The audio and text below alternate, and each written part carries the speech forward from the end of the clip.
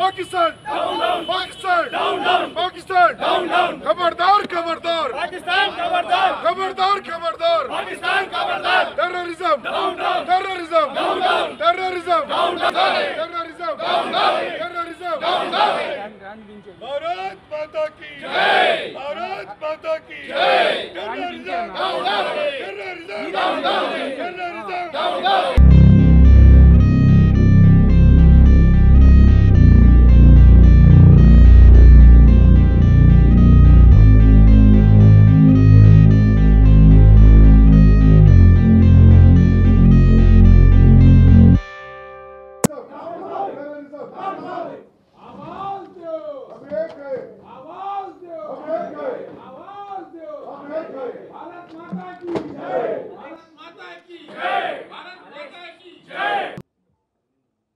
అందరికీ నమస్కారం అండి.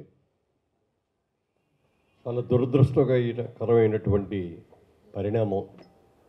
ప్రశాంతంగా ఉన్న భారతదేశంలో మొన్న జరిగిన ఇన్సిడెంట్ తోటి అందరూ కూడా ప్రపంచం యావత్తు కూడా దిగ్భ్రాంతికి లోనయ్యారు.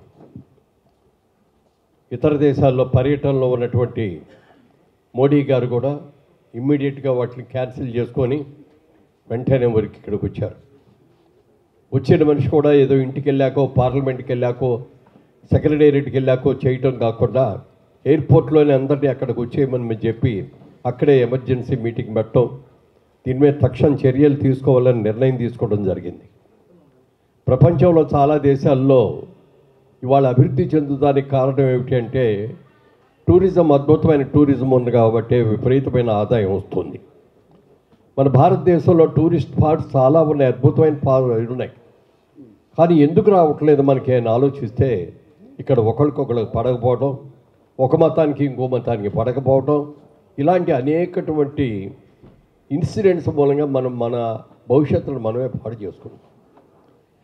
కాశ్మీర్ గొడవలన్నీ అయిపోయినాయి, మళ్ళీ బీజేపీ గవర్నమెంట్ వచ్చింది అని అందరూ కూడా కామ్గా క్వైట్గా ఉన్న తర్వాత మొన్న జరిగిన ఇన్సిడెంట్ మాత్రం భయంకరమైన ఇన్సిడెంట్. అన్యం పుణ్యరిగిన వాళ్ళు ఏదో సమ్మర్ వచ్చింది కాశ్మీర్ వెళ్దాం, అక్కడికి వెళ్ళి పిల్లల్ని పెద్దలు అందరు కలిసి వెళ్దాం, అక్కడ ప్రశాంతంగా గడుపుదాం అని చెప్పి వెళ్ళిన వాళ్ళందరూ కూడా ఘోరమైనటువంటి సాగుని ఎదురు చూడాల్సి వచ్చింది. కొన్ని కథలు వింటే ఎంత బాధ అనిపించిందో తెలియదు. పెళ్లి చేసుకొని హనీమూన్కి వెళ్దామని వెళ్ళిన వాళ్ళలో భర్త చనిపోయి భార్య అక్కడే ఏడుస్తూ కూర్చుంటే ఎంత హృదయ విదారకంగా అనిపించిందో చెప్పడానికి వెళ్ళలేదు. బిడ్డలను పోగొట్టుకున్న తల్లులు కానీ, తల్లులు పోగొట్టుకున్న పెద్దలు కానీ అక్కడికి వాళ్ళందరూ వచ్చేస్తున్నారు, ఎక్కడ కాల్ చేస్తారు అని చెప్పి ఉరుకుల పరుగుల మీద పరిగెత్తే లేడీస్, ముఖ్యంగా మహిళలు పరిగెత్తలేక ఎన్ని ఇబ్బందులు పడ్డారో చెప్పడానికి లేదు. అక్కడ ఒక చోట ఒక భర్త భార్యకి తెప్పించి వెంటనే అక్కడ వాటర్ బాటిల్లో నీళ్ళు ఉన్నాయి, మొహం కడిగేసుకో, బొట్టు చెరిపేసుకో, నువ్వు బొట్టు చెరుసుకోకపోతే నువ్వు హిందూ అని అనుకుంటారు, నేను కాల్ చేస్తారు అని చెప్పి అంటే ఏ హిందూ స్త్రీ కూడా భర్త బతికుండగా, భర్త పక్క ఉండగా బొట్టు చెరిపేసుకోవడం అనేది ఎవరు చేయరు. కానీ ఆ రోజున పరిస్థితులు తప్పనిసరి పరిస్థితి. అందుకని ఆవిడ కూడా బొట్టు చెరిపేసుకొని ఉరుకులు పరుగుల మీద ఎంత దూరం పరిగెత్తారో, ఎక్కడికి వెళ్ళారో. కొంతమంది మాత్రం బతుకు జీవుడు అనుకుంటూ బయటికి రాగలిగారు. అమాయకులు కొంతమంది, రాలేని వాళ్ళు కొంతమంది అక్కడ చనిపోయారు. కేవలం ఒక 5, 6, 8 మందో మనుషులు కలిపి ఇంత గొడవ చేశారు, ఇంతమందిని చంపేశారు అంటే దీని వెనక ఎంత వాళ్ళు హోంవర్క్ చేసి ఉంటారు. ఇలాంటివన్నీ చేయటం మూలంగా దేశంలో మనకి ఎన్ని ఇబ్బందులు వస్తున్నాయి. మన టెర్రరిజం మూలంగా మన టూరిజం అంతా కూడా ఇదైపోయింది. ఈ సంవత్సరం కాశ్మీర్ చాలా ఎక్కువ మంది వెళ్ళారు. వెళ్ళారు, వాళ్ళు వచ్చిన వాళ్ళు వచ్చారు. రాబోయే రోజుల్లో వెళ్ళటం కోసం హోటల్స్ బుక్ చేసుకున్నారు, అన్నీ బుక్ చేసుకున్నారు. వాళ్ళు కంప్లీట్గా స్టాండ్ స్టిల్ అయిపోయింది.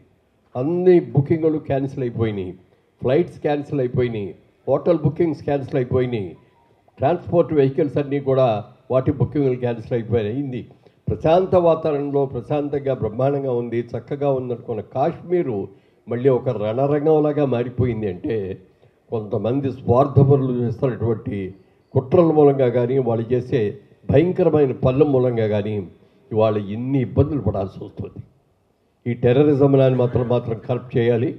ఏదైనా ఎక్కడికి వెళ్ళినా సరే, ఎంత అయినా సరే ఎవరు కూడా భయపడకూడదు. ఇవాళ నిన్నగాక నిన్నే అనుకుంటా పేపర్లో చూశాను, అసరుద్దీన్ ఓవైసీ గారు కూడా, ఎంపీ గారు, ఆయన కూడా ఒక ముస్లిం అయ్యుడు కూడా దీన్ని ఖండించాడు. ఇది చాలా తప్పు, ఇలాంటి పని చేయకూడదు.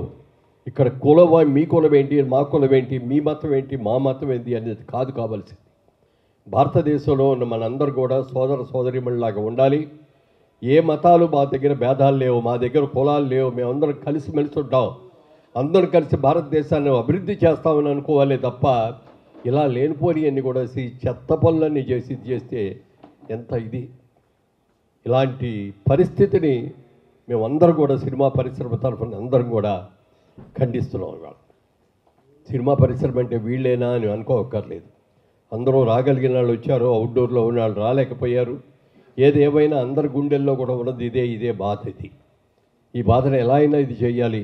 ఇది ఇట్లాంటిది జరగకూడదు. రాబోయే రోజుల్లో భారతదేశం అభివృద్ధి చెందాలంటే వాళ్ళ అసలు ప్రపంచ యుద్ధం వస్తుందేమో అనే భయం కూడా ఉంది. వాళ్ళ చాలా దేశానికి అభిప్రాయ భేదాలతో చాలా గొడవలుగా ఉన్నాయి.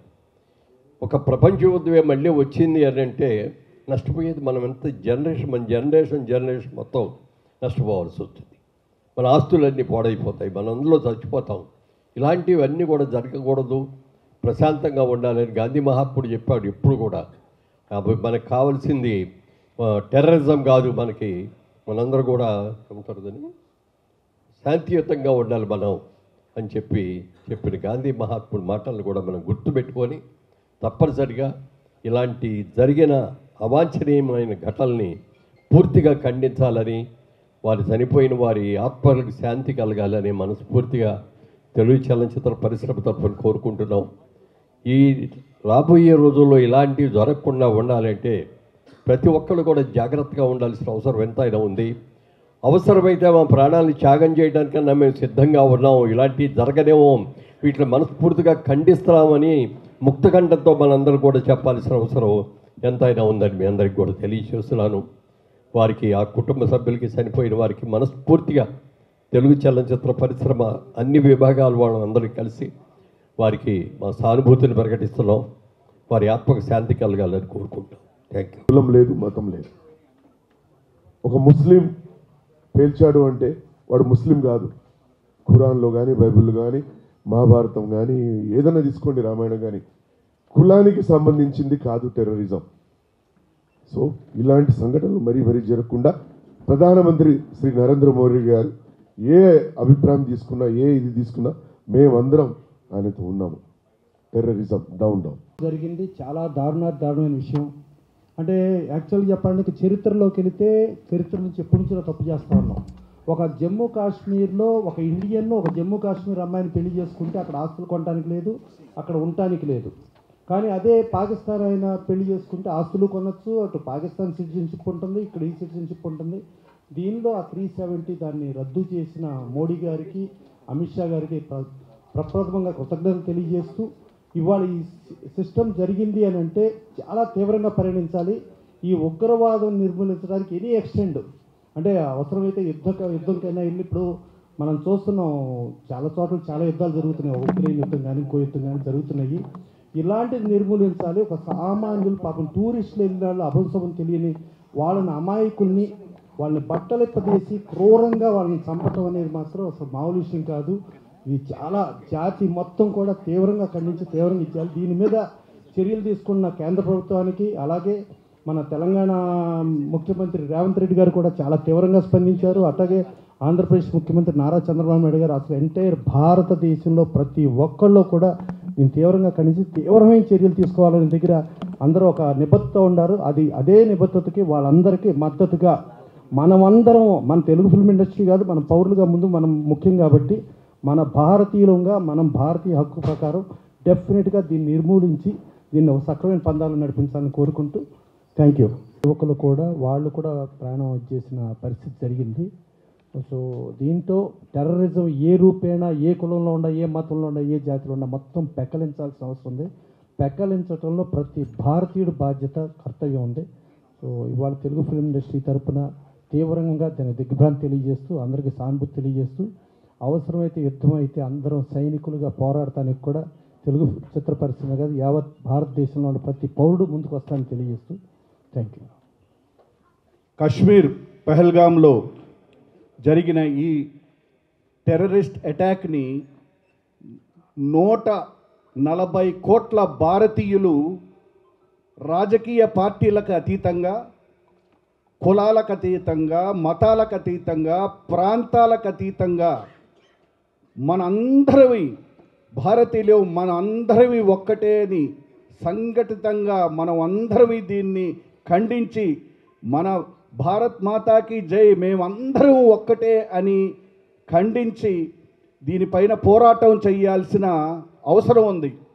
ఎందుకంటే టూరిస్టులుగా వచ్చి పాపం కాశ్మీర్ అనేది ఓపెన్ అయింది, చక్కగా టూరిజం ఉంది అని ప్రభుత్వం చెబితే టూరిస్టులుగా వచ్చి 26 మంది చనిపోయారు. ఈ చనిపోయిన 26 మందిలో ఒకరికి తల్లి చనిపోయింది, ఒకరికి భార్య, ఒకరికి భర్త, ఒకరికి కొడుకు, ఒకరికి అమ్మ, ఒకరికి చెల్లెలు. మేము ఇవాళ చెప్పే ఈ మీటింగ్ ద్వారా మీకు చెప్పేది ఏంటంటే మీ అందరి బాధని మేము అర్థం చేసుకున్నాం, మేము మీతో ఉన్నాం, మీ బాధలో మీతో మేము ఉన్నాం. ఈ దేశం మొత్తం మీకు మీ బాధలో మీ పక్కనే ఉంది.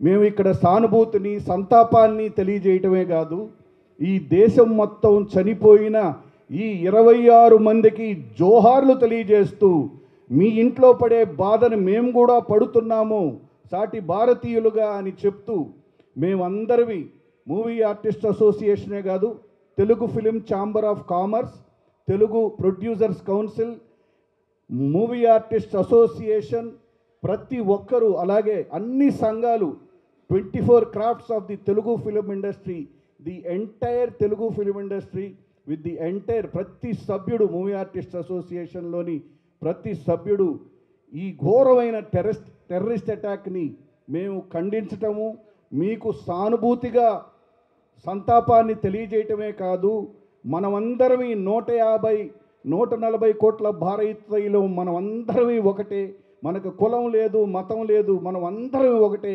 మనది ఒకటే నినాదం, మనం భారతీయులం.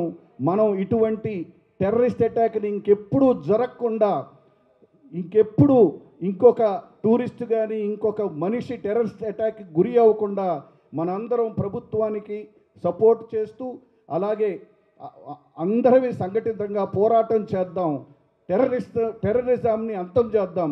Down down terrorism, down down terrorism.